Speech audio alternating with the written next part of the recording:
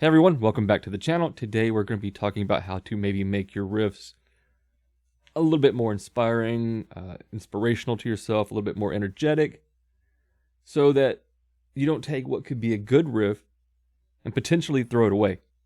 And this video is going to give you some ideas on how to not waste the riff you come up with. Now quickly, I've been recording music since 97, 98, 99, somewhere around there. Mostly death metal, thrash, black metal, doom, things like that. So I've been doing it a while, doing a lot of gear demos, so for the past couple years. I feel like maybe I might have some insight to somebody that's new or struggling with the concept of recording. So let's go ahead and quickly check out the song I'm working on, and we can dissect it afterwards to see where it started and how it got to where it was. Let's check it out now.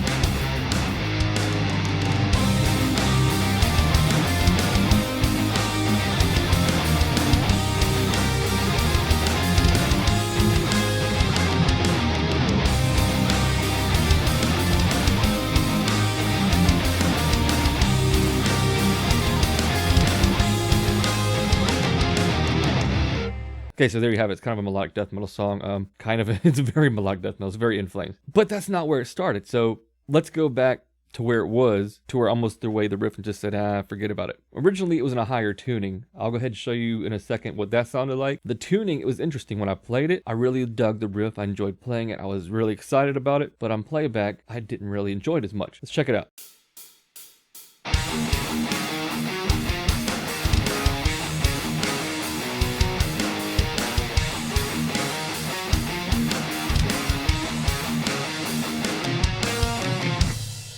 Okay, so there you have it. That was in the higher tuning, a little bit more thrashy, a little bit more, I don't know, Testament-like than it ended up being. So, like I said, I was like, oh man, I'm not feeling this.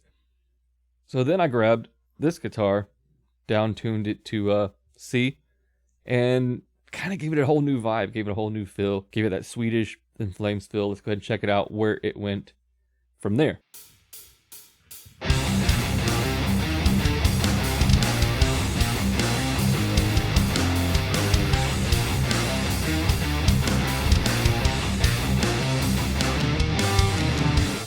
Okay, so how you could hear there, it kind of changed the whole mood, the whole atmosphere, but I still wasn't 100% digging it. So then I was like, what can I do now before I throw this thing away? I added a new drum beat. The old drum beat was cool, nothing wrong with it, but the new one I felt really added to the punchiness and the bounce of the riff. So let's go ahead and check that out.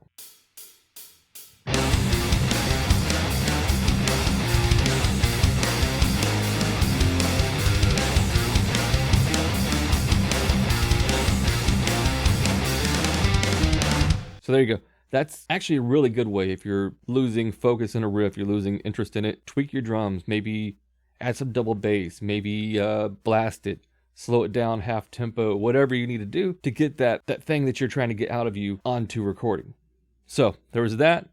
Still, I was like, man, I'm still gonna trash this. But then I was like, well, let's speed it up some, because it was originally, I think, in 154. I went up to 186, which is where it ended up being in the track at the beginning. So let's go ahead and check it out, 186.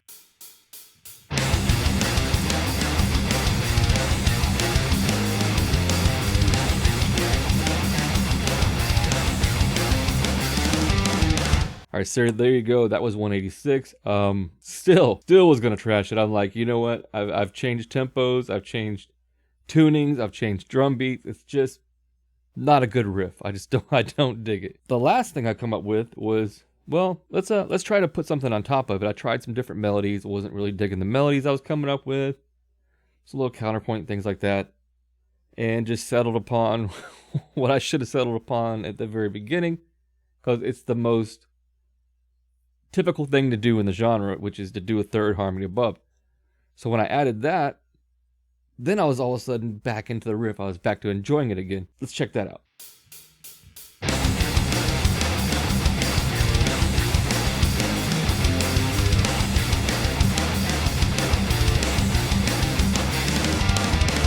All right, so there you go. Once I did that, come up with the other riffs you heard at the beginning, working on the song now. I'm going to try and finish it. And that's the point of this video is the original shell of a riff may not really hit you. It may not really inspire you the way you want it to. But once you add the whole picture, then it kind of will make sense. You know what I'm saying? Like once you get it all together, all the pieces together, that's when you can judge whether or not you like the riff. Because the original riff may just be basic, bare bones.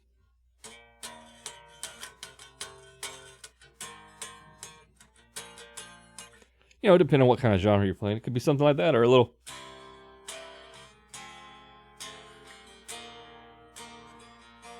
out of tune.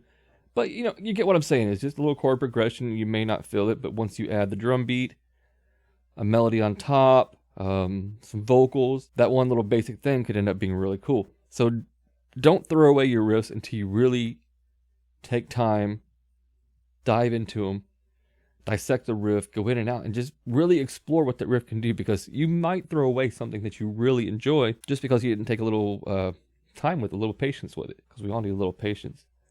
So anyway, there you go. Different ideas to maybe not throw away your riffs. All right, I'll see you guys in the next one.